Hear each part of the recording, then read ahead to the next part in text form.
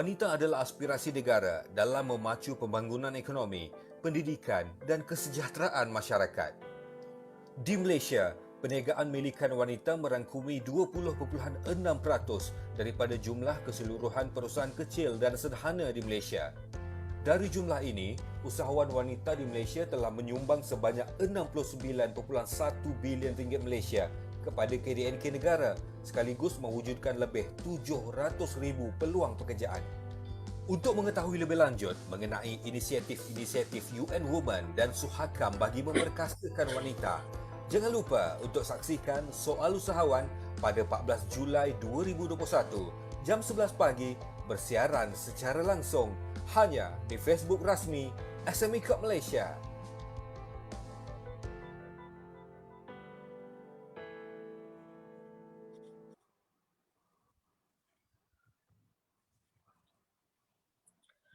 Bismillahirrahmanirrahim. Assalamualaikum warahmatullahi taala wabarakatuh dan salam sejahtera. Good morning kepada semua usahawan yang menonton secara maya di Facebook kami SME Corp Malaysia. Nama saya Muhammad Syahriza bin Sulaiman, moderator sesi soal usahawan pada hari ini. Anjuran Kementerian Pembangunan Usahawan dan Koperasi MIDEC melalui SME Corp Malaysia. Sesi pada kali ini diteruskan dengan satu lagi topik yang berkisar kepada perkembangan terkini mengenai pembangunan usahawan di negara ini. Untuk makluman semua, sesi soal usahawan ini merupakan satu platform interaksi antara kaunselor perniagaan SME Corp Malaysia, agensi kerajaan, institusi dan pakar-pakar yang terlibat dengan pembangunan usahawan serta perusahaan kecil dan sederhana iaitu PKS bersama para usahawan secara menerusi platform dalam talian.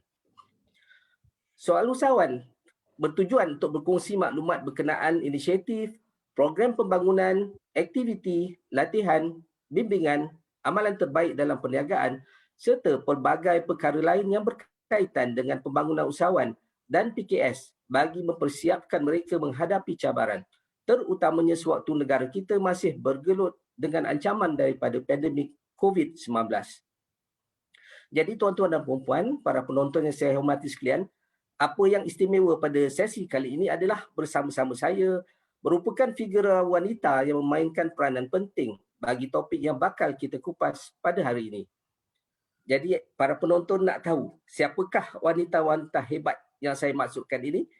Teruskan bersama kami sehingga ke penghujung sesi soal usahawan. Sebagai pengenalan, wanita merupakan aspirasi negara dalam memacu pembangunan ekonomi, pendidikan dan juga kesejahteraan masyarakat. Berdasarkan kepada Bancian Ekonomi tahun 2016 oleh Jabatan Perangkaan Malaysia, bilangan perusahaan wanita mengalami peningkatan sebanyak 44% semenjak tahun 2011. Statistik juga menunjukkan bahawa perniagaan milikan wanita merangkumi 186,855 iaitu 20.6% daripada jumlah keseluruhan hampir sejuta PKS di Malaysia. Perniagaan milikan wanita di Malaysia telah menyumbang sejumlah 69.1 bilion kepada keluaran dalam negeri kasar KDNK ataupun GDP dan 786,132 peluang pekerjaan dengan penggajian yang bernilai 11.1 bilion ringgit. Jadi tuan-tuan dan puan-puan, para penonton yang saya hormati, menyedari kepentingan wanita dalam memperkasa ekonomi negara, kerajaan Malaysia menerusi pelbagai kementerian dan agensi seperti SME Corp Malaysia terus melaksanakan pelbagai inisiatif termasuk program pembangunan bagi memperkasakan dan meningkatkan lagi daya saing usahawan wanita di negara ini. Seperti mana yang penonton sedia maklum, topik yang akan kita bincangkan hari ini adalah mengenai pemerkasaan usahawan wanita di Malaysia ataupun Empowerment of Women Entrepreneurs di Malaysia. Jadi bagi sesi kali ini, sukacita saya maklumkan bahawa saya akan mengendalikan sesi ini dalam bahasa Inggeris selain bahasa Melayu, memandangkan panel jemputan kita yang agak istimewa hari ini.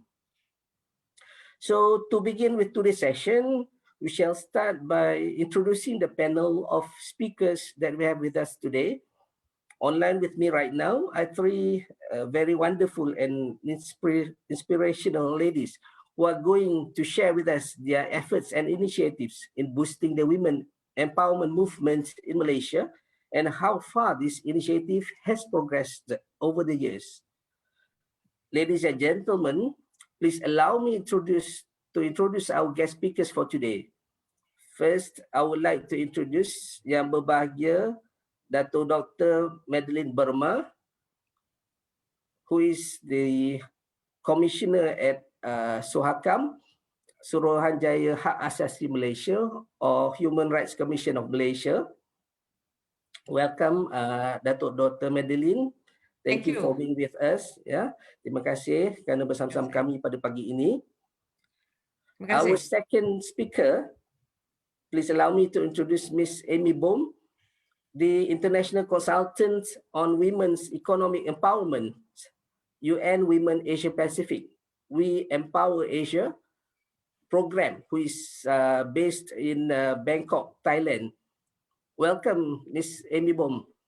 Thank you very much. Thank you for being able to join us here in Kuala Lumpur for this special session on women empowerment.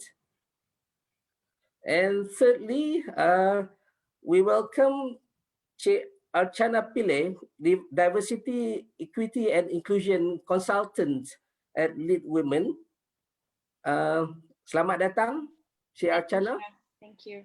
Yeah, Cik Archana is here in KL, yeah? Yes. Okay, you're not from Bangkok. No.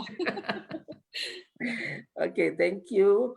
So, selamat datang, welcome, and thank you to Yang Berbahagia Dato' Dr. Madeline, Miss Amy Bohm, and Miss Archana Pillay for being with us on Soal Usahawan or Entrepreneur Matters this morning. For your information, this is the first time that we have a non-Malaysian who is a non-Malay speaking guest in Soal Usahawan. Hence, the reason we are conducting this program in bilingual, which is quite new to our audience today. We are pleased to have you on board, Miss Amy, coming all the way from Bangkok via our online platform, who will be conversing in English. While Dr. Madeline and Miss Archana will be speaking to us in Bahasa Melayu or Bahasa Malaysia and perhaps some English too. Jadi sebelum saya meneruskan lagi sesi ini, saya ingin menjemput para penonton yang mengikuti siaran langsung soal usahawan ini juga untuk mengajukan sebarang soalan mengenai topik memperkasakan usahawan wanita di Malaysia ataupun empowering women entrepreneurs in Malaysia yang kita bincangkan pada hari ini kepada ahli-ahli panel menerusi ruangan komen di Facebook rasmi SMECOM Malaysia. Jadi para penonton jangan segan untuk bertanya sekiranya terdapat sebarang persoalan. Kalau if you have anything to inquire to ask our panel speakers, please proceed with the comment section in our official Facebook of SMECOM Malaysia and post your respective questions. Jadi baiklah, kita akan mulakan bicara kita dengan menjemput Yang Berbahagia Dato' Dr. Madeline Burma, Pesuruhjaya di Suruhanjaya Hak Asasi Manusia Malaysia ataupun Suhakam, untuk memulakan perbincangan kita. Sebelum saya memulakan sesi soal jawab dengan Yang Berbahagia Dato', izinkan saya memperkenalkan sedikit latar belakang Dato' Dr. Madeline. Beliau memperoleh ijazah sarjana muda ekonomi dari Universiti Kebangsaan Malaysia iaitu UKM pada tahun 1982 dan kemudian menamatkan ijazah sarjana sastra di University of Wisconsin-Madison, Amerika Syarikat pada tahun 1986. Setelah itu beliau memperoleh Dr. Falsafah ataupun PhD dari University of Hull, England pada tahun 1997. Dato' Dr. Madeline dikreditkan atas pengalaman akademik selama 35 tahun di mana beliau memegang pelbagai jawatan sepanjang berkhidmat di UKM. Kini Dato' Dr. Madeline merupakan seorang pesuruhjaya di Suruhanjaya Hak Asasi Manusia Malaysia ataupun Suhakam dan merupakan perunding di bawah latihan dan perundingan New Mind Plus. Sejarah penerbitan dan penyelidikan beliau mengkhusus kepada bidang ekonomi pembangunan, merangkumi bidang kemiskinan, ketidaksamaan, pembangunan pedesaan atau rural development, pembangunan wanita dan masyarakat terpinggir. Beliau juga dikurniakan dengan 3 anugerah iaitu Pingat Ahli Bintang Kenyalang, ABK, Anugerah Kebesaran Wanita dalam Pendidikan dan juga Tokoh Wanita Sempena Hari Pekerja oleh QPEX. Jadi Datuk, kalau kita boleh mulakan ya, soalan saya yang pertamanya ialah mungkin yang bagian Datuk boleh kongsikan peranan serta fungsi Suhakam di Malaysia dan apakah antara isu-isu yang ditangani oleh Suhakam secara umum. Selain itu juga bagaimana pula keberkesanan program-program yang diperkenalkan oleh Suhakam. Apakah aktiviti yang dijalankan oleh Suhakam untuk memberi kesedaran kepada orang awam mengenai peranan Suhakam membantu orang awam. Saya persilakan Datuk untuk mulakan sesi. Okay, terima kasih Cik Mohamad. Thank you very much Cik Mohamad. Thank you very much for inviting me to contribute my views and my thoughts on this topic. Terima kasih. Emmy, thank you. Selamat datang. Selamat datang. Welcome to Malaysia by virtual. It's okay. And Achana, sorry. Okay, you're with Lead Women, and I see a lot of other friends here. Okay, thank you very much. Okay. Allow me to use or rather what do you call it just now, dual language. Dui. Kadang-kadang bahasa Malaysia, kadang-kadang bahasa Inggeris. Cuma tak ada bahasa Iban because I'm Iban. Okay, I'm from Sarawak. Sometimes people get confused just because my name is Madeline Burma. They thought I'm from Myanmar, and I'm not. Okay, so that is for a start. Now that was a very interesting question that was asked, because when I was invited to share my views, semasa saya menerima surat jemputan, bukan saya lah, Suhakam menerima surat jemputan untuk membentang dalam perbincangan ini, saya pun terfikir, di mana cerita wanita, hak asasi dan keusahawanan dalam cerita ni. So that was when I tried to say, okay, there are 3 issues that I need to look at. How do I blend human rights, especially women's rights, and suddenly here we have the issue of small and medium scale entrepreneurship development. Now, this is an interesting, dynamic, because normally you seldom talk about human rights and then you talk about women in business. Normally we do have discussion on human rights. Kami ada diskusi tentang hak asasi manusia dan perniagaan. Tetapi hari ini saya tertarik sebab kita akan memfokus kepada hak asasi dan kaitannya dengan wanita nanti. Nanti saya akan kongsikan sedikit. Jadi bagian pertama ni, izinkan saya berkongsi slide. Apa itu Suhakam? Saya di pencarah, kan dia kena pakai slide. Selalu pakai slide, takut student dia boring. Okey, jadi pemerkasaan wanita di Malaysia, apa yang telah kami di Malaysia ataupun di Suhakam telah lakukan. What is Suhakam actually? A lot of people have been talking about Suhakam. What is it actually? For the benefit of our friends here, some people always think that Suhakam is always associated with controversial issues, because human rights issues are always very controversial. Okay, because it has always been about protecting human rights and then promoting human rights. So the way I will answer your question, I will divide it into 2. I will introduce Suhakam and the things that we are doing. Apa itu Suhakam? Apakah fungsi-fungsi yang dilakukan oleh Suhakam tadi seperti yang disebut? Then what are the issues? Apakah isu-isu yang kami fokus? Dan juga apakah dia, saya kongsi sedikitlah tugasannya ataupun kerja-kerja yang telah dilakukan di peringkat bawah dan juga aduan-aduan yang datang ke kami. Di sini nanti saya akan kongsikan pengalaman daripada wanita, terutamanya berkaitan dengan perniagaan dan sebagainya. Okay, continue. Okay, now what is it? First of all, a lot of people think that Suhakam is a non-governmental organization. Kami adalah NGO. Actually, we are not an NGO.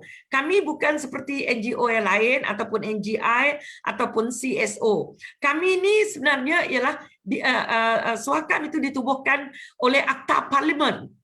And in fact, our appointment, the members or the commissioners, they were appointed by the Yang di-Pertuan Agong. from the advice of the Yang Amat Berhormat Perdana Menteri. So all of us were appointed by Yang di-Pertuan Agong. So we appointed by the Royal Highness, the King or the Yang di-Pertuan Agong in Malaysia, for the benefit of MB. So it is not an NGO. So our formation is based on the law of the country. That is the act of, if you look at it, Akta Suruhanjaya Suhakam. Number two is Akta 597. Number three is not a badan berkanun. It is a badan berkanun. And number tiga ialah we are already in since the year 2000. So we have been in Malaysia for quite some time. Okay. And then what do? Kita memberi perlindungan dan memajukan hak asasi manusia. HAM is hak asasi manusia, in English is human rights. So basically it is to protect and promote human rights in the country. As I mentioned earlier, sometimes we only talk about human rights until and when one of our family is affected by issues or related to human rights, either as a business person, either as a woman in custody, or the violence against women. So these are issues that we take up. All right, continue. Teruskan. All right. So what is the function? Number one, pendidikan. Pendidikan is education here. So what do? We promote and we provide. We educate, we sensitize society. Kita memberi kesedaran kepada masyarakat tentang apa dia hak asasi manusia, apa dia hak asasi yang dilindungi di bawah perlembagaan negara, dan juga kita ada United Nation Development UDHR, di mana Human Rights Declaration, So kita ini di bawah akta negara dan juga di peringkat antarabangsa. The other one is kita menasihati kerajaan. Number two is that we advise the government on treaties, on issues that are related to particular issues related to human rights. Okay. Number three, international treaties.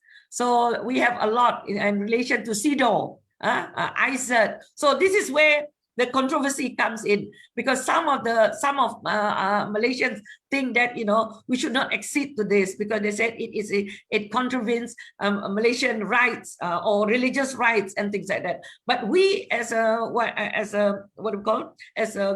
body, we have we are mandated to advise the government and in terms of international treaties and things like that. And of course, number 4, kami menerima aduan. Aduan tu maksudnya yang berkaitan dengan hak asasi manusia. Kalau ada pelanggaran tentang hak asasi manusia, maka mereka datang berjumpa kami, membuat aduan, dan tanggungjawab kami ialah untuk melakukan penyelidikan. Kecuali sudah sampai ke mahkamah. Kalau isu itu sudah dibawa ke mahkamah, maka Suhakam tidak boleh mengambil kes itu lagi. For example, in the case of Sarawak, we received a lot of issues related to native customary rights land, violations to human rights related to land, violations, But the moment it reaches the court and it has already been brought to court, so that's where we stop. And so these are some of the issues. And another interesting issue in Sarawak, where I come from, is statelessness. A lot of our communities, not a lot, but some of them, especially in the interior and the rural areas, many of them were stateless. And of course, the issue of conversion. These are always related to family, because in Malaysia, you can convert and you become a Muslim. But the moment they wanted to convert out of Islam, so it is very, very difficult for them to change their status or their identity. So that makes it difficult. So they cannot, there are a lot of things that make it difficult for them. So they bring it up to Suhakam, because this relates to family and it relates to businesses. Maksudnya, bila mereka nak menukar status agama dalam MyKad itu yang menimbulkan sedikit masalah, sebab nanti anak mereka berkaitan dengan isu kewarganegaraan anak dia. Sebab seorang Muslim tidak boleh berkahwin dengan non-Muslim. So sedangkan status mereka itu masih Muslim. Jadi bila tidak keluar agama, ini menimbulkan masalah bagi mereka. So saya tidak menyentuh itu sebab we are going to discuss on entrepreneurship here today. Okay, teruskan. Okay, so what are the powers? Apa itu kuasa Suhakam? Kami ada kuasa menasihati kerajaan Suhakam melakukan penyelidikan dan penyebaran, lepas tu meningkatkan kesedaran masyarakat. So this is what I'm doing right now, advocacy work, to sensitize Malaysians, to sensitize wanita tentang apa hak mereka, kanak-kanak, dan not only wanita, lelaki juga ada hak mereka. So itu isu-isu besar yang kita bawa. And we do, tadi saya sebut investigation, and we also do lawatan ke tempat tahanan. We do visit to places of detention. And currently, I'm also doing, we are also conducting death in custody. So this might not be related to our topic here today, but since I was asked what are the powers that we have, so these are some of the powers. Kuasa ialah kami boleh membuat lawatan ke tempat tahanan, dan akhir sekali kami boleh membuat penyiasatan awam. Public inquiry. So there are people who are, we just received recently, somebody writing into Suhakam requesting us to look into the government, the 7 policies, the packages. Are the packages, the fiscal packages, adakah package yang diberikan oleh kerajaan itu sampai tak ke tangan golongan yang disasar. There are people who wrote into us requesting for us to investigate whether, because Malaysia has instituted or rather implemented 7 fiscal packages during the COVID. So these people want to know to what extent are they effective, or are they really reaching the targeted communities? So in fact, they also brought this to Suhakam. So there's a lot of range. These are some of the things that we do. Okay, just continue the last 2 slides.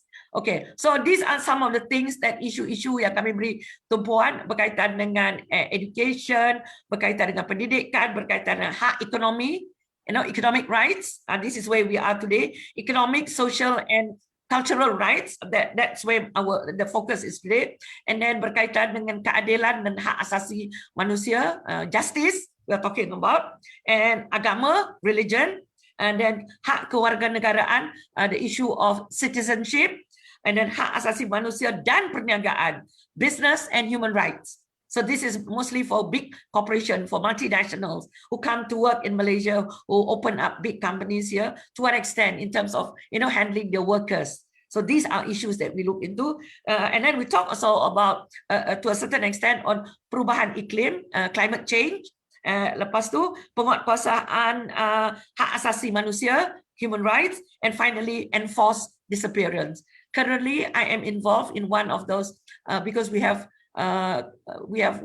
completed, and now we are currently doing on one, Joshua Helmi dan Ruth Sitipu. So that is also within the purview of hak asasi manusia. Okay, the last slide, just to show to you some of the activities that we have been doing in terms of promotion. Okay, continue.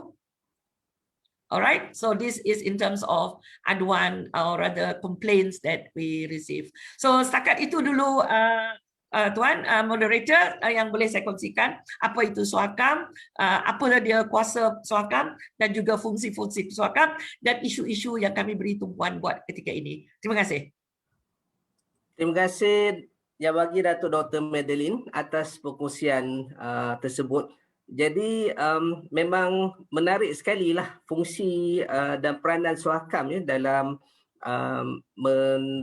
menangani isu-isu berkaitan dengan hak asasi manusia. Tapi macam mana yang Datuk telah sebutkan tadi, ia tidaklah terbatas kepada hak asasi manusia saja, termasuk juga perniagaan, alam betul. Ada dua dan nanti. sebagainya.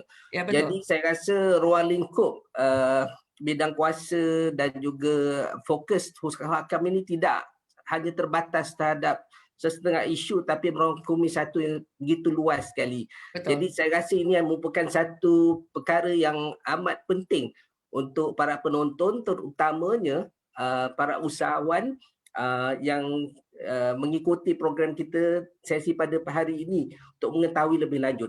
Jadi Yang Bagi Datuk, kita akan kembali semula pada Datuk nanti untuk mengupas lagi dengan lebih lanjut mengenai peranan Suhakam dalam pemerkasaan wanita, terutamanya yang berkaitan dengan keusahawanan, kalau boleh Datuk kaitkan nanti. Okey. Terima kasih.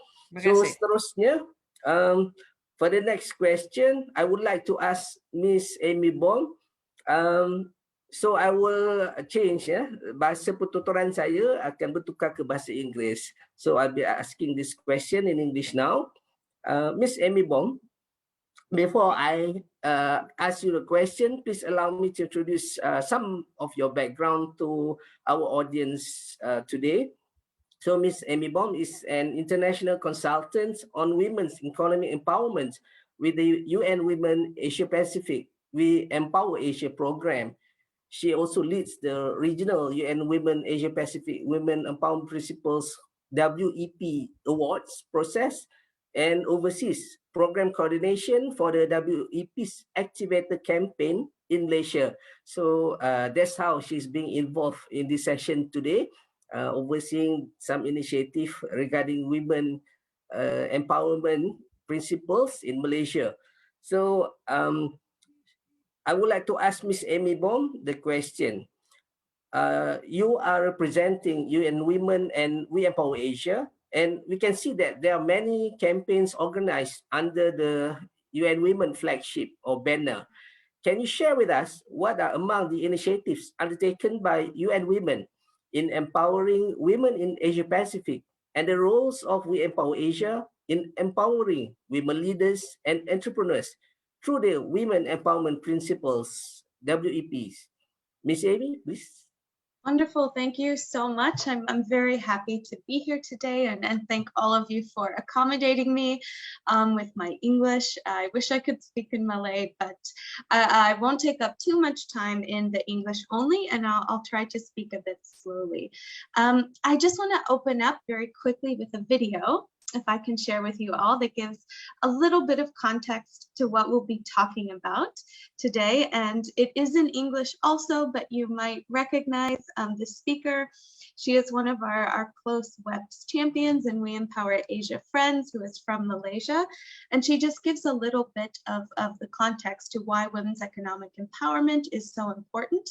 And then I'll go in a little bit more to what we're doing specifically with UN Women. Okay, here we go. Oh, particularly in ASEAN region, it makes real sense. I mean, we're a 50-50 population of men and women, and if we were to grow this region into a powerful economic region, we've got to get the women involved. There's a whole lot of talks with women being unpaid for care work, and we really have to value that. We really have to provide platforms for women to come in and contribute economically, but we really have to understand the barriers and see how we can innovatively solve that.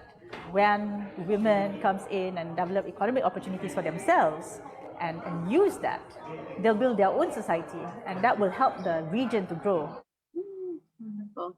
We love that video. Just a little bit of context setting, and then I'm actually going to share my screen again and present a few slides to tell you a little bit more about what we do. Okay, that should present full screen. Okay, I will watch the clock so I don't take up too much time in the English only.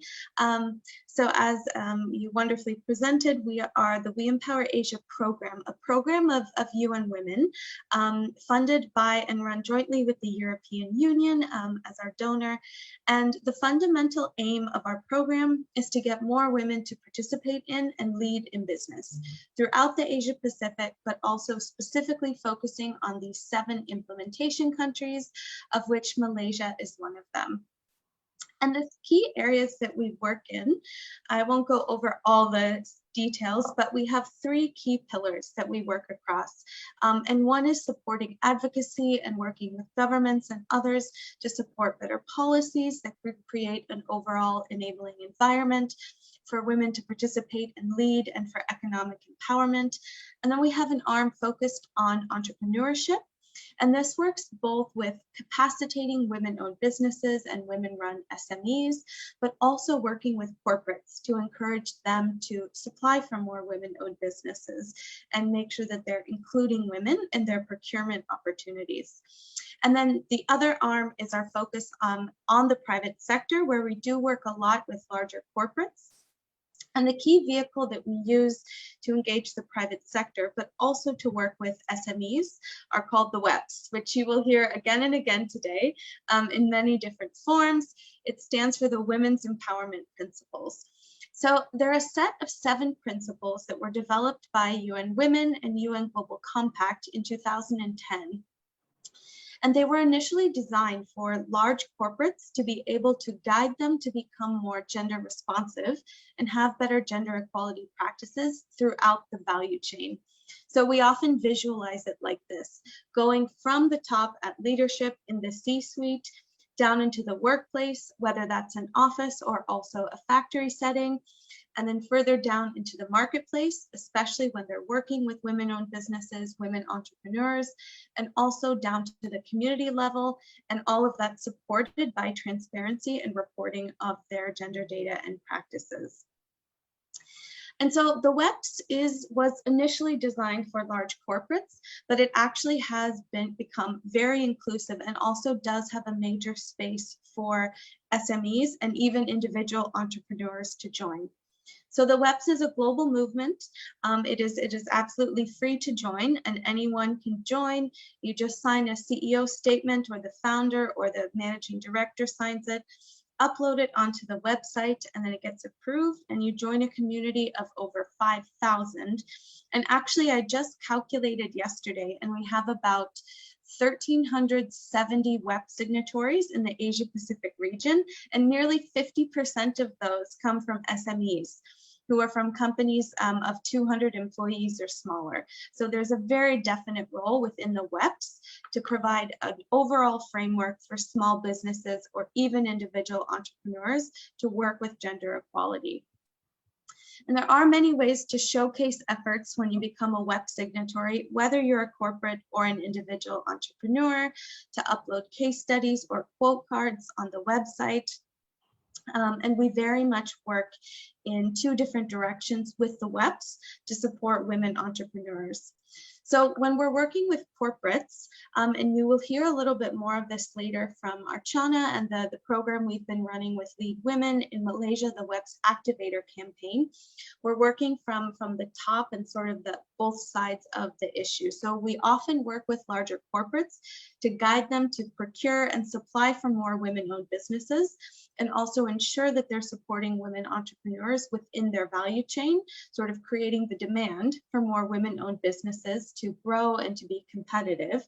And then on the other side, we do also offer support and tools specifically for SMEs and entrepreneurs. So I wanted to present this just briefly. We don't have this available yet in Malaysia, but we have developed a series of toolkits called WeRise. And we actually have 2 toolkits that we offer, one for entrepreneurs and one designed for accelerators, so that we can help boost the ecosystem for women entrepreneurs. And so this toolkit was designed specifically for entrepreneurs and SMEs to be able to take on and work through the WEPS. So it doesn't seem like only something designed for large companies. And we have 4 different tools. The main focus of these toolkits is to support SMEs to understand their finance needs and then gain access to finance. And in the countries where we have already piloted this tool, we've created local finance maps. And we are looking forward to rolling this out in more countries and developing more tailored finance maps for different contexts. The toolkits will be available for free soon on the website. And for those that become WEP signatories, there will be exclusive access to different trainings and opportunities within WeRise. And so just to show you, it is a full set of trainings that is tailored for SMEs to help you from your leadership, your workplace, your marketplace, and also community and transparency. So this is fully designed for SMEs. So I think the main message I want to leave everyone with before I present over to Archana to give more detail about what we're doing specifically in Malaysia is we really are taking the ecosystem approach. So making sure that we're working with the big corporates to get them more gender responsive and thinking of buying from women-owned businesses and entrepreneurs, but also ensuring that we support more SMEs to grow. Okay, I think I'm at my time right there. So I'm very happy right now to go ahead and hand over to Archana, and maybe I'll hand it back to our MC if you'd like to pose a specific question for Archana. But thank you everyone again for accommodating me. And if there's questions later that pop up in English, I'm happy to answer. Thank you very much, Ms. Amy Bom, for your presentation and introduction, to the works of the UN Women in this region, particularly in Malaysia. And from what we have heard from Ms. Amy just now, that the Women Empowerment Principles is an initiative that is not only related to women entrepreneurs, So UN Women is actually engaging the big corporations, to become signatories, and also now they are extending this initiative for the SMEs as well. So I think we shouldn't be missing this WEP or Women Empowerment Principles initiative here in Malaysia. And it's also interesting to know that there's been a toolkit which has been developed, which is called the We Rise. So I hope, Ms. Amy, that the toolkit will be made available also to our entrepreneurs, our SMEs here in Malaysia soon. Will that be happening anytime soon, Ms. Amy? I hope so, yes. We don't have an exact date in mind, but we're working out the details of how to make it available now. Yes. So could you share with us, so far, which countries this toolkit has been made available or has been launched? So the toolkits have been piloted so far in Indonesia and also in Thailand. So they've been fully translated and localized, and they've developed finance maps for each of those countries. And then also in those countries where we've piloted, they've run it with accelerators as well as entrepreneurs. I see. So that would be interesting. Then we would like to see the progress for those piloted toolkits, and hope it would be making inroads into Malaysia soon. So thank you, Ms. Amy, for your sharing and presentation. So we shall now proceed with the next speaker. Tuan-tuan dan puan-puan, tadi Miss Amy Bom telah memperkenalkan mengenai inisiatif Women Empowerment Principles, yang mana yang melibatkan bukan sahaja usahawan di kalangan wanita, tetapi mengenai hak-hak yang melibatkan wanita di tempat kerja, yang mana sektor korporat, syarikat besar dan korporat juga dilibatkan sama. Dan buat masa ini, pihak UN Women juga telah melebar luaskan inisiatif ini untuk reach out kepada PKS juga di Malaysia. Jadi ini merupakan satu perkembangan menarik. Jadi untuk mendengar seterusnya tentang perkembangan ini, saya ingin menjemput speaker atau ahli panel yang seterusnya, iaitu Cik Archana Pillay, yang mana saya akan memperkenalkan beliau. Cik Archana berpengalaman selama 10 tahun bekerja dengan pelbagai pasukan dan komuniti di seluruh dunia dalam bidang pembangunan masyarakat, kecekapan psikososial dan reka bentuk pembelajaran pengalaman, ataupun lebih dikenali sebagai experiential learning design. Di Lead Women, beliau bekerja bersama pemimpin perniagaan dan jago komuniti untuk membangunkan ekosistem yang merangkumi kepelbagaian, iaitu diversity, penghormatan equity dan juga sokongan menyeluruh. Jadi beliau banyak berpengalaman di platform serantau dan antarabangsa di peringkat ASEAN, Asia Pasifik dan sebagainya. Untuk tidak melengahkan lagi masa kita, marilah saya mengajukan soalan kepada Cik Archana. Cik Archana, salah satu inisiatif yang diperkenalkan oleh UN Women adalah untuk membantu wanita mendapat pengiktirafan di atas pencapaian mereka yang luar biasa, sama ada sebagai individu, pekerja ataupun majikan. Bolehkah anda atau Cik Archana terangkan mengenai WEP's Women Activator Program dan bagaimana ia membantu memperkasakan wanita di Malaysia?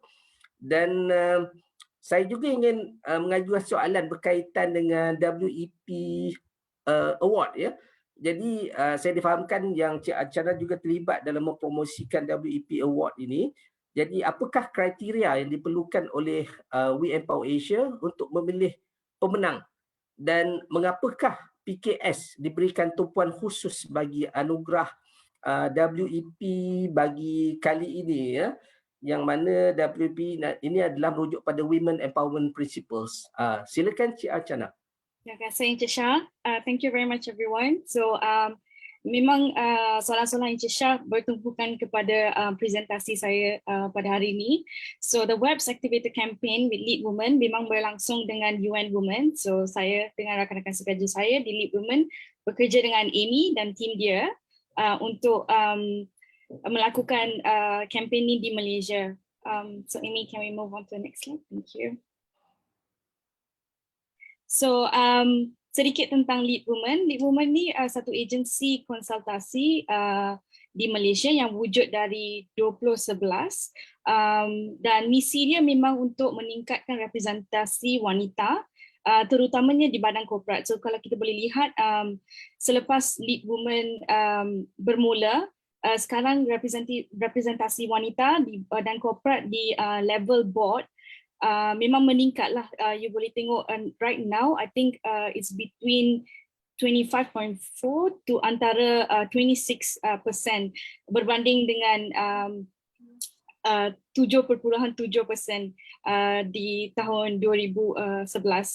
So kami bekerja dengan bukan saja UN Women tapi agensi-agensi lain terutama badan-badan korporat di Malaysia untuk meningkatkan representasi wanita dan juga kapasiti wanita bukan sahaja dari segi menjadi usahawan tapi kapasiti sebagai women leaders, ya.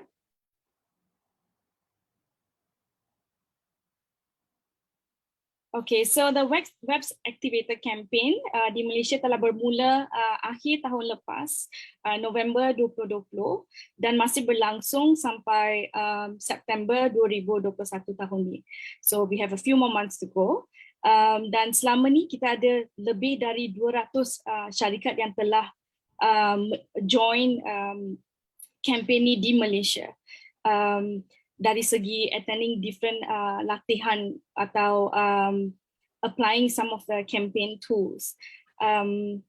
Dan hari ini kita ada lebih, we have exactly 52 web signatories, bermaksud kita ada 52 syarikat-syarikat, bukan sahaja syarikat korporat tapi SME juga yang telah menjadi signatory. So mereka telah join campaign ni untuk apply the tools available through the campaign.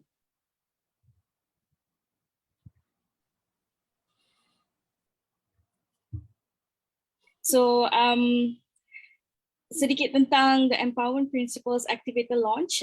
Memang kita ada dari segi WEPS Empowerment Principles dan the Activator Launch, ada komponen-komponen yang berlainan to the campaign, where syarikat-syarikat dan syarikat-syarikat besar, corporate dengan SME boleh join sesi-sesi latihan yang dilanjutkan dengan apply gender analysis toolkit, iaitu satu toolkit yang didevelop oleh UN Women bersama dengan Lead Women untuk assistance and support.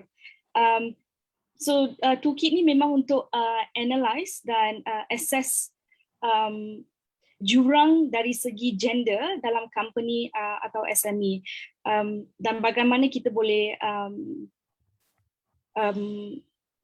make it better, reduce the jurang dari segi gender. So sama ada antara lelaki atau wanita, memberikan lagi tumpuan kepada kaum wanita untuk mengambil tempat-tempat leadership.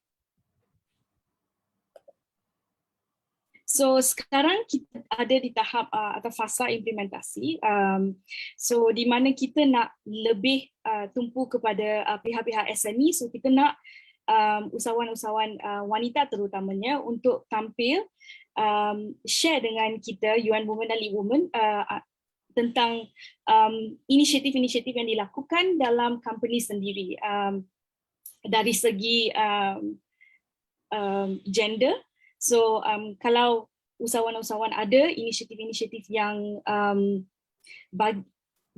bagi tempat untuk wanita equal to laki dalam memajukan bisnes-bisnes sendiri, kita nak ambil tahu dan kita nak usahawan ini join campaign ni serta join the capacity building programs that we have.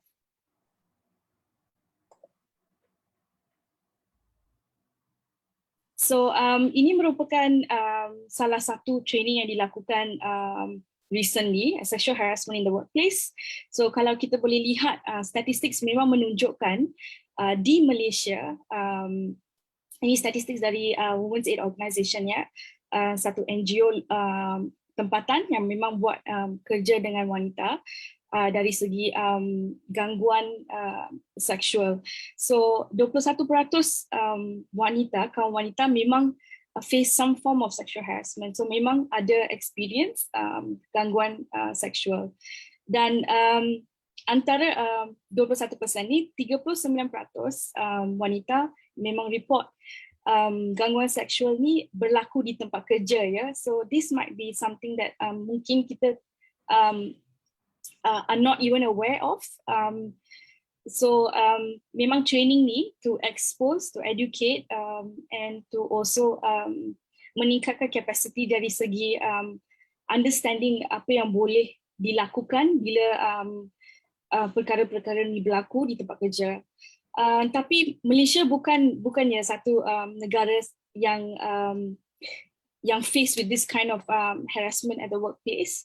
Tapi kalau kita lihat globally, 1 antara 3 wanita di dunia memang subjected to violence, some form of violence.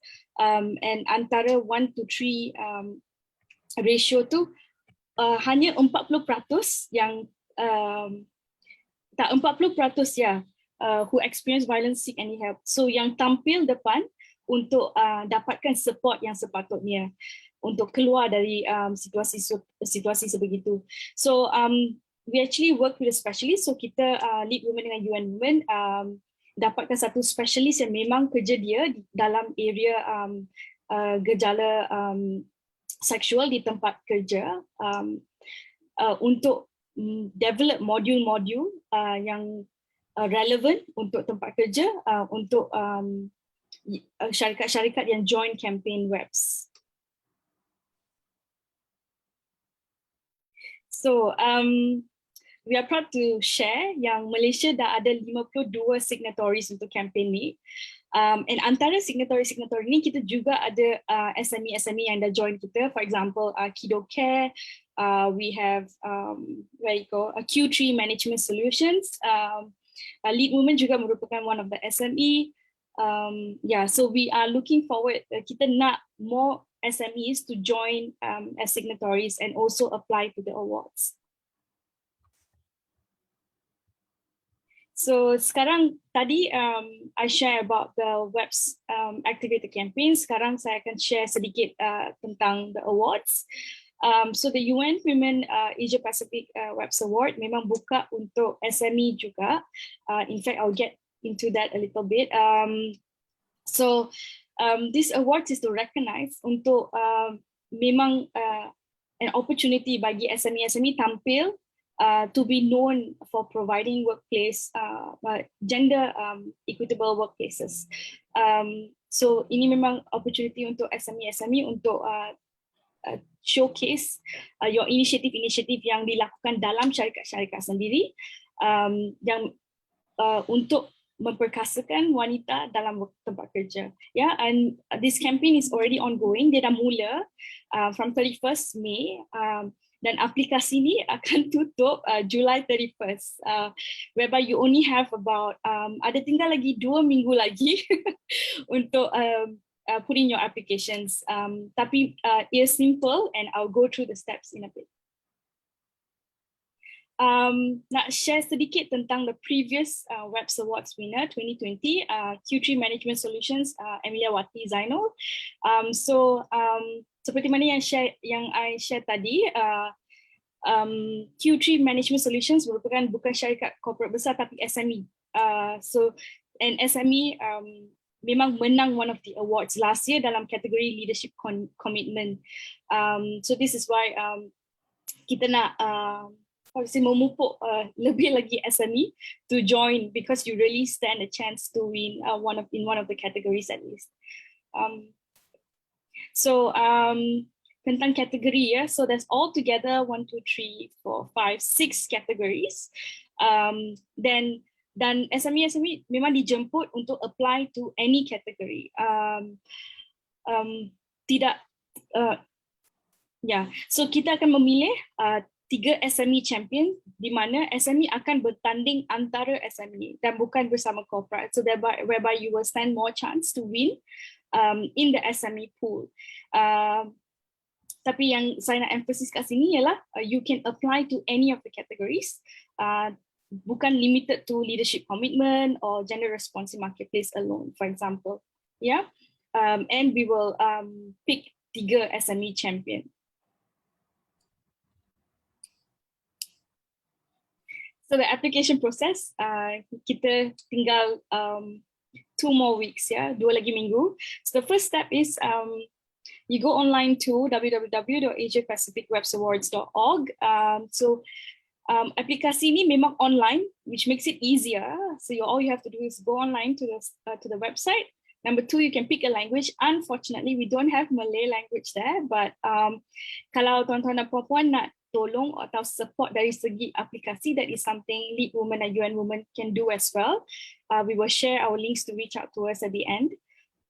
And step 3, complete the 4 sections and upload the files. So ada 4 section yang perlu tuan-tuan dan puan-puan fill up and upload dokumen-dokumen yang relevant and submit. So the 4th step would be submit. That's about it with the application process. Dates that are important, 31st July as it closes. So tarikh tutup aplikasi end of this month, yeah. And in August, dia akan shortlist applications. October 29 is very important sebab kita akan have national awards. So Malaysia has its own awards, which I'll speak a bit more after this. And then November 18, the regional awards. And speaking of which, esok on the 15th of July, Lead Women dengan UN Women akan have organised an info session untuk awards sahaja. So kalau tuan-tuan dan puan-puan ada lebih soalan yang ingin ditujukan, so we welcome you to attend that session. Yeah.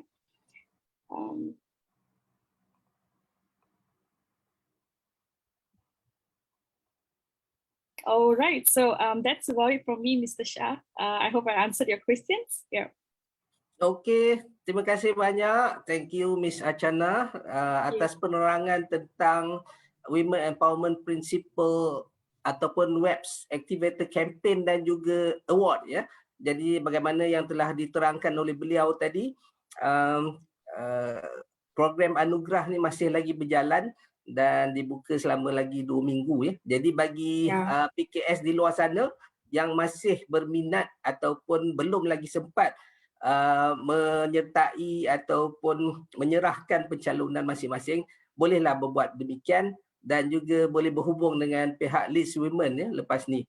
Dan saya percaya terdapat beberapa soalan yang telah dikemukakan melalui laman Facebook SME Corp Malaysia. Walau bagaimanapun untuk menepati masa kita bagi sesi ini, saya rasa soalan-soalan tersebut dapat dijawab di laman Facebook itu sendiri oleh wakil Lead Women kita ya. Jadi saya tidak akan bacakan soalan itu. Sebaliknya seperti mana telah saya nyatakan pada awal tadi, kita akan kembali pada Datuk Dr. Madeline ya. So bagi Datuk untuk the next round saya akan mengajukan soalan mengenai Suhakam ya. Jadi soalannya adalah dalam situasi negara dilanda pandemik COVID-19 ya, kehidupan dan perniagaan tidak lagi berjalan seperti biasa. Jadi sedikit sebanyak usahawan wanita turut terjejas dalam menjalani perniagaan masing-masing atas faktor ekonomi dan peluang perniagaan yang terbatas. Jadi kami ingin bertanya dengan Datuk, apakah pendirian Suhakam dalam bantu usahawan wanita mengenangi isu kesamarataan peluang dalam memastikan kelangsungan perniagaan dapat diteruskan? Dan juga dari segi gender equality di tempat kerja yang bagi Datuk, apakah usaha yang diambil oleh Suhakam dalam meningkatkan kesedaran terutamanya bagi majikan yang tidak menitik beratkan kesamarataan di tempat kerja bagi golongan wanita. Ya. Kadang-kadang terdapat perbezaan, ya, mungkin ada berat sebelah, diskriminasi dan sebagainya. Adakah isu hak asasi wanita termasuk gangguan seksual di pejabat boleh memberi kesan kepada perniagaan? Silakan Datuk. Okey, terima kasih. Balik kepada tadi kita mendengar tentang women in entrepreneurship, and kita dengar tentang bagaimana lead woman ada menganjurkan program yang menarik dalam zaman COVID ni. I thought that was really interesting, to fill in the gap. Jadi saya teruskan lagi dengan berjawab ni dengan berkongsi sedikit dulu. Ada 2-3 slide saja berkaitan dengan the things that we do at Suhakam, basically untuk memastikan menjaga hak asasi wanita. Okey, arti 3 slide saya ringkaskan. Dan yang seterusnya saya kaitkan dengan cerita COVID tadi. Dalam cerita COVID ini saya akan membincangkan apakah dia hak dan juga isu-isu yang dihadapi oleh wanita. Okey, teruskan Zayan. Okey, continue. Dah ambil dah.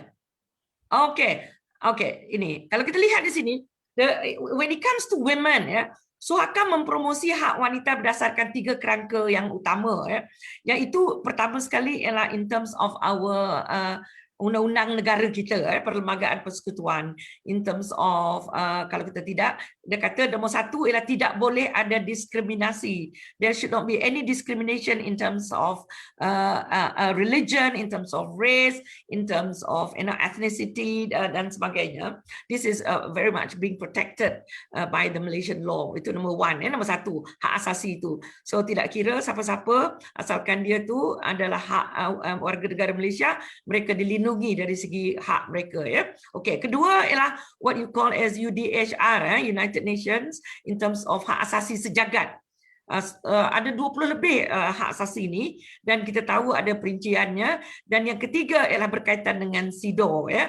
Ini itu di peringkat antarabangsa, tapi saya tak nak pergi in detail, but let me go on, continue Zayan. Okey, ini antara hak dia, apa yang telah Suhakam lakukan bila kami menerima aduan-aduan, ya. Nombor 1 ialah kami ada mengadakan bengkel berkaitan dengan hak asasi wanita, ya.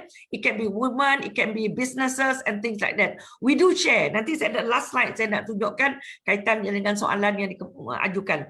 And then nombor 2, kami memantau apa yang dilaksanakan oleh ataupun syur-syur yang dikemukakan oleh jawatankuasa SIDO. Nombor 3, mempromosikan hak wanita itu melalui bahan percetakan dan pengiklanan. In fact, we did, ya. Kalau kita lihat at one time, mungkin kita tak banyak dah berjalan sekarang. In fact, we even posted on our MRT.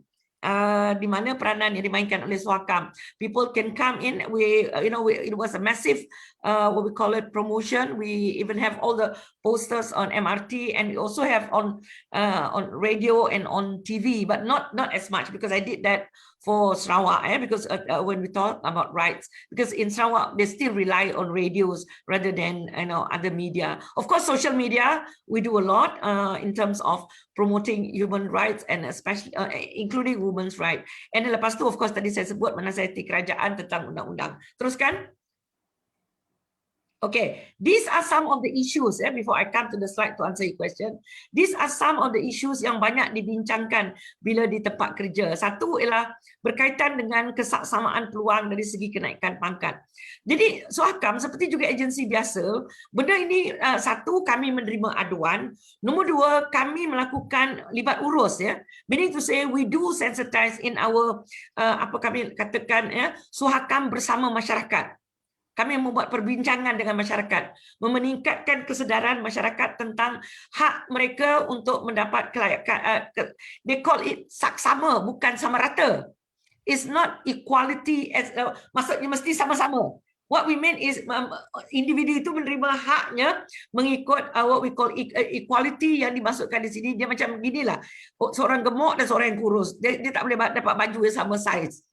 Kain seorang tu mungkin 4 ela atau 4 meter, yang kurus tu mungkin cuma perlu 2. So it's not necessarily you mesti beri 2 meter. Kesian yang gemuk tak boleh pakai baju nanti. So equity we're talking here kalau kami dari segi ekonomi, And then lepas tu jurang tawaran gaji.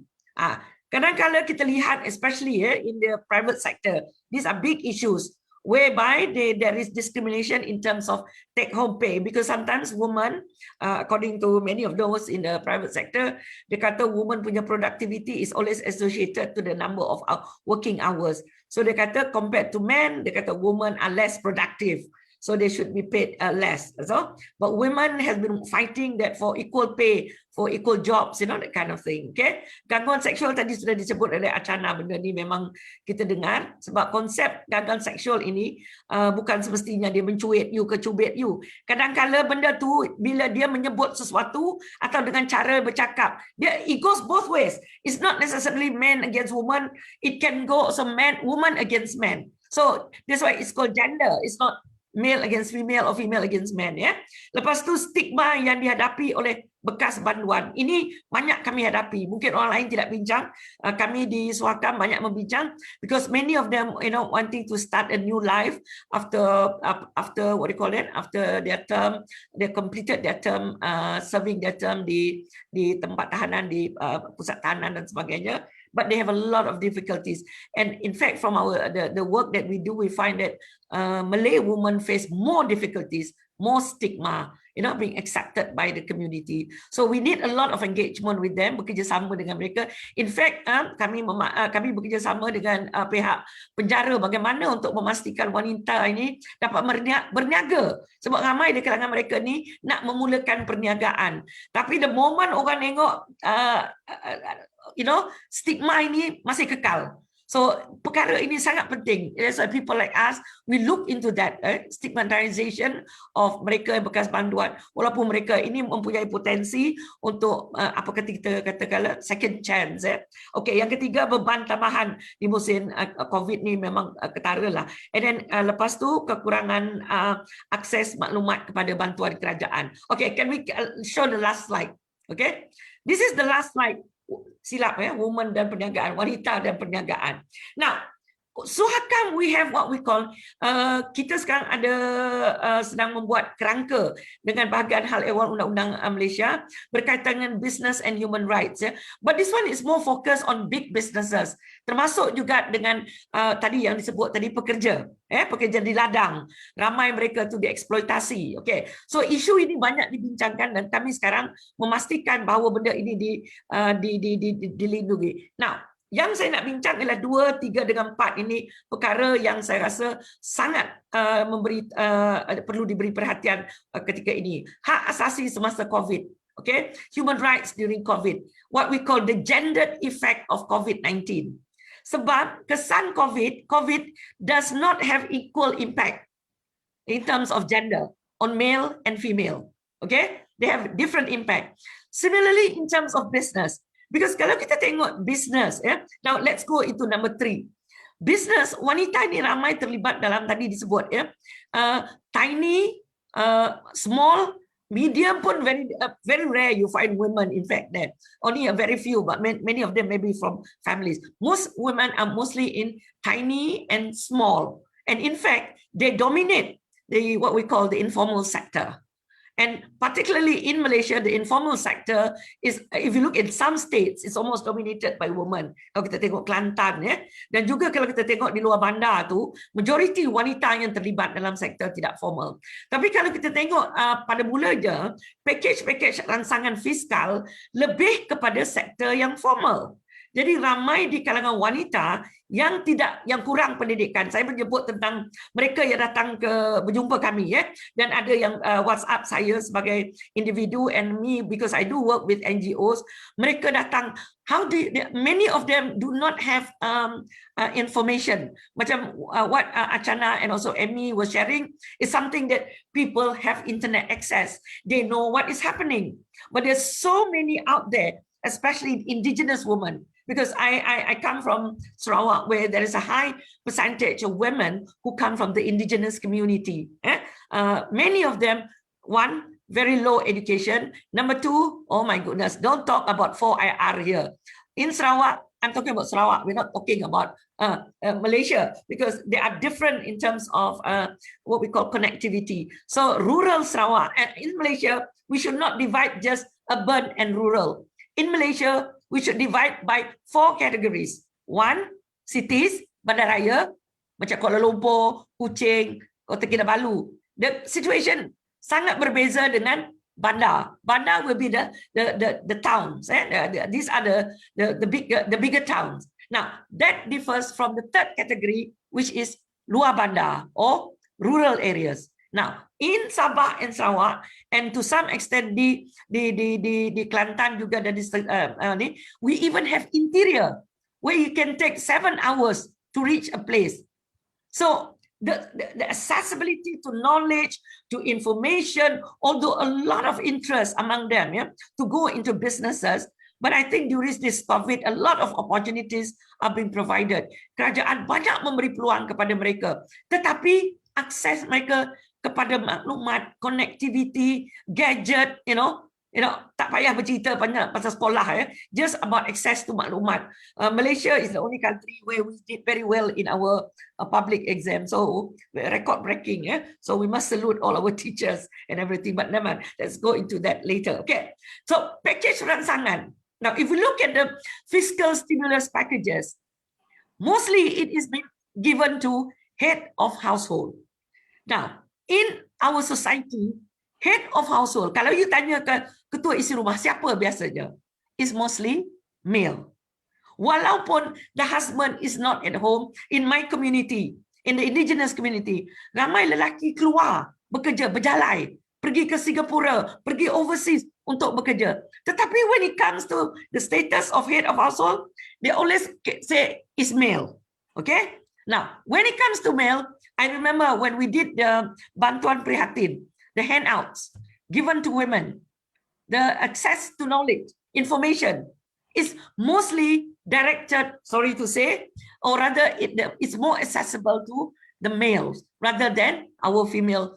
So if you look to in our opportunity, when they come to us, they tell us a lot of things, even exactly what is happening now. Many of the women were asking us about vaccination. Sedangkan there is so much information. We thought that's a lot of information. But actually, when they come to us, they told us, how come I don't know about this? How come I didn't know that the government provided this kind of support? So these are some of the issues that we are dealing really, really basic, very fundamental access to information. So I'm very happy to see a UN woman, going all out to have a competition, to have all the tools and everything. But at the end of the day, whether you are really reaching the one who really need it, what we fear is what we call error of type 1, type 2 error. You target people who don't need it, and you really miss those people who really needed it. So that is what is happening to a lot of our packages. Type 1, type 2 error of omission. Maknanya ramai yang terlepas daripada what we call the safety net.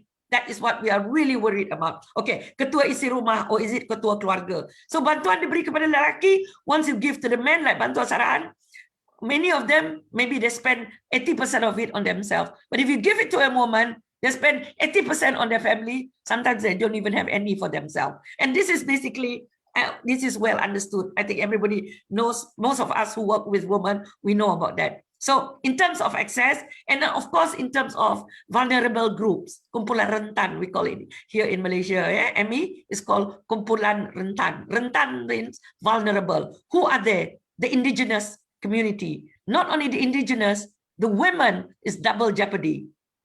Okay? You are indigenous and you are a woman. That really puts you in what we call double jeopardy. And that's belia is youth, and now female. And the other one is, of course, the PWDs, people with disabilities, orang OKU, and single mothers, ibu tunggal. So these are the group that tadi I was very happy to hear that SME Corp, Cik Muhammad Shariza was sharing with me the concept of inclusiveness. But this is only SME. I really hope all our other agencies also will look into this. And then, of course, tadi saya sebut tentang sektor tidak formal, where a lot of women are in there. Now we talk about in terms of perniagaan pada mereka. Memang kerajaan ada memberi bantuan. We have about 7 packages now, worth more than 380 billion, never in the history of Malaysia. But the key question is, when you ask people on the ground, yang dapat akan dapat lebih daripada satu. Yang tak dapat, terus kata tak dapat. That's why we have the white flag, hosting of the white flag. And in fact, Bloomberg, which I don't quite agree, when they said that Malaysia is a failed state. Maybe we do fail in a certain extent, but we are not a failed state, because this is a sign of Malaysians, rising up to the challenge. For the first time, we see Malaysians forget about ethnicity momentarily, because Malaysians are so ethnicized. I cannot imagine. Okay, so you're smiling there, Achana. So I do hope your program, you're not, nothing is ethnicized there. I'm so glad when it comes to the United Nations coming in. Currently, I'm doing a research on GESI, gender equality and social inclusion. That's why when we did that study, oh my goodness, I cannot imagine. And the last part is kemiskinan. When you talk about the COVID, women are most affected in sectors that are most affected by COVID. Pelancongan, tourism, kita tengok sektor tidak formal, health. So women are there. So let us not forget, because many of them lose their jobs, or even if they don't lose their job, kerja separuh masa. So they want to enter business, and the best time for them is to go into online business. And I think SMED is doing a lot on that. But on the other hand, don't forget, gig economy is very vulnerable. They can be just, so we need to protect women. So these are some of the issues that Suhakam look into. But we do go out. Number one, we do sensitize. Kami buat libat urus. Number tiga, kami buat program bersama masyarakat. Keempat, these are the kind of things that we are doing advocacy work. So with that, I end my discussion. Thank you very much. Terima kasih diucapkan kepada Dato' Dr. Madeline atas perkongsian beliau tadi ya.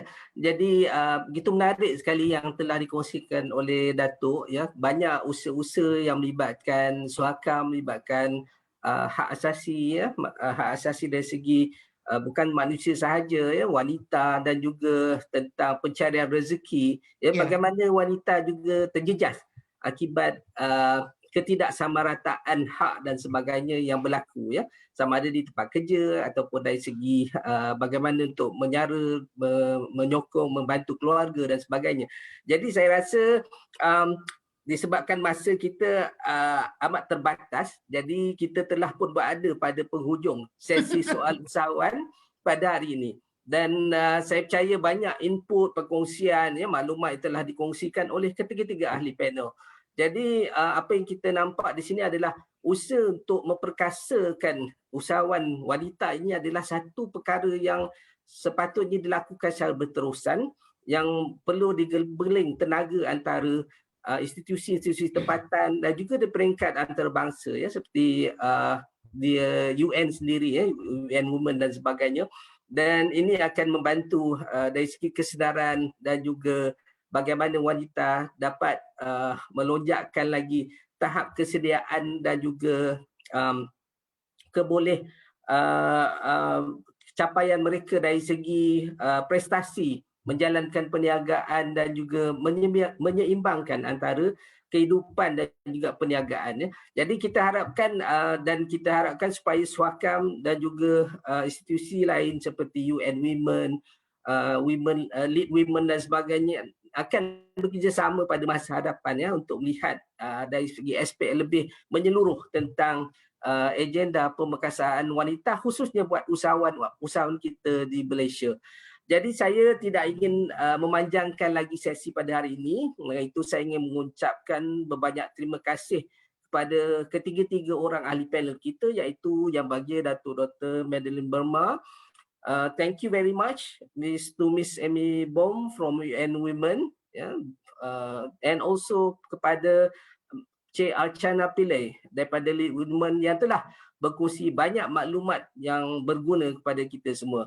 Dan kepada tuan-tuan dan puan para penonton, kalau terdapat sebarang soalan boleh dikongsikan di laman Facebook SME Corp Malaysia, dan mana-mana soalan berkaitan boleh dijawab oleh sama ada UN Women sendiri ataupun Lead Women ya. Dan supaya penonton, saya mengharapkan agar terus menyokong inisiatif-inisiatif yang dijalankan oleh pihak kerajaan maupun pihak-pihak lain, termasuk juga badan-badan pertempatan dan antarabangsa.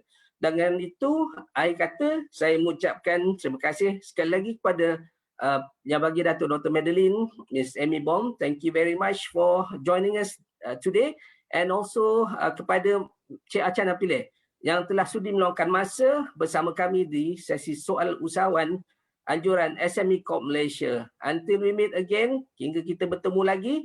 Sekian, wabillahi taufiq wal hidayah. Wassalamualaikum warahmatullahi taala wabarakatuh. Thank you and have a good day. Thank you. Thank you, Amy. Thank you, Achana. Thank Thank you. you, Cik Muhammad Rizal and the rest of the team. Thank you.